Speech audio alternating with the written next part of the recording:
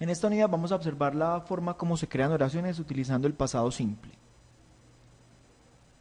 El pasado simple o simple past es una acción que termina en el pasado y al igual que en español se conjuga de la misma manera. Por ejemplo, en presente yo digo yo hago la tarea y en pasado yo hice la tarea. ¿Qué hay que tener en cuenta para formar estas oraciones en pasado? Hay que observar o verificar si el verbo es regular o irregular. Cuando el verbo es regular, usted lo identifica porque mantiene en su raíz tanto en el presente como en el pasado, o sea que no cambia. Cuando este verbo es regular, generalmente en el pasado le agregamos la terminación ed o de. Observemos los ejemplos.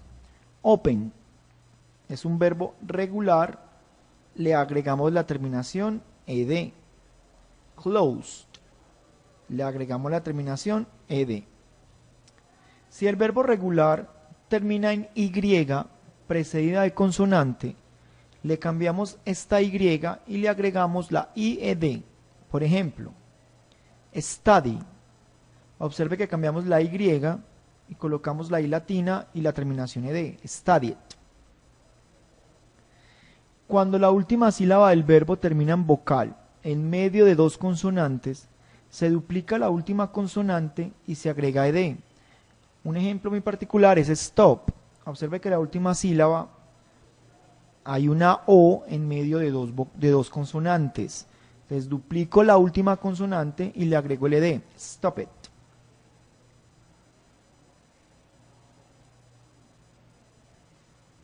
Cuando el verbo es irregular, usted los identifica porque estos cambian la raíz, tanto en el presente como en el pasado. Hay que tener en cuenta que nos debemos ayudar de un diccionario para poder buscar la lista de verbos irregulares. Generalmente en los diccionarios en la parte del medio o al principio trae la lista de verbos irregulares. Por ejemplo, bite, en presente, observe que en pasado cambia automáticamente la raíz. Eat, comer, observe la raíz en pasado. Take, observe en pasado cómo sería. Entonces esta lista de verbos la vamos a utilizar del diccionario. El verbo to be es el verbo más irregular de todos porque es el que más cambia su raíz. Por ejemplo, en presente es el famoso amaréis, am, are, is. Y en pasado sería was, were. Hay algunas excepciones dentro de los verbos irregulares. Estas excepciones es cuando el verbo tiene la misma forma, tanto en presente como en pasado. Por ejemplo, estos tres, read, observe que se coloca en presente y queda igualito en pasado. Lo mismo could y lo mismo said. Vuelvo y reitero, debemos utilizar el diccionario para verificar si el verbo es regular o irregular. En el pasado también utilizamos la forma negativa y la forma interrogativa. Para esto debemos utilizar un auxiliar. El auxiliar para estas dos formas es did.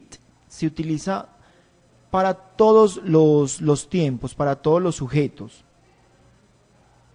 Cuando se utiliza el auxiliar did, el verbo no se conjuga, se coloca exactamente igual como se escribe.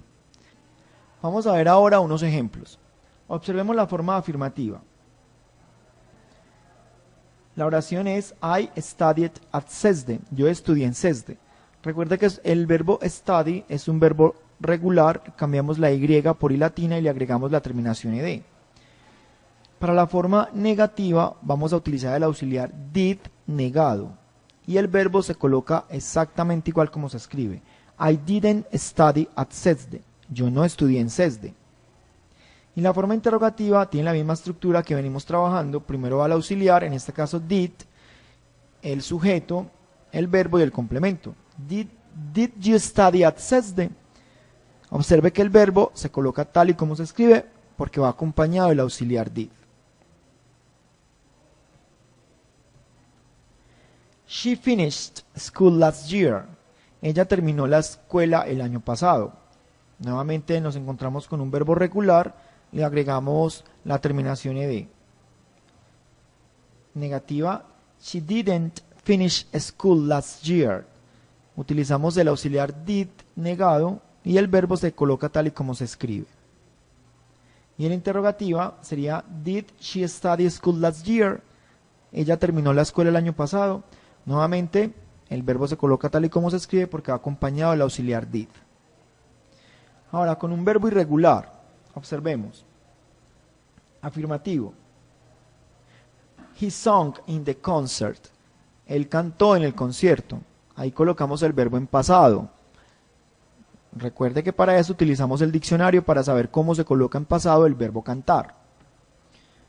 En afirmativo, en negativo, entonces sería he didn't sing in the concert.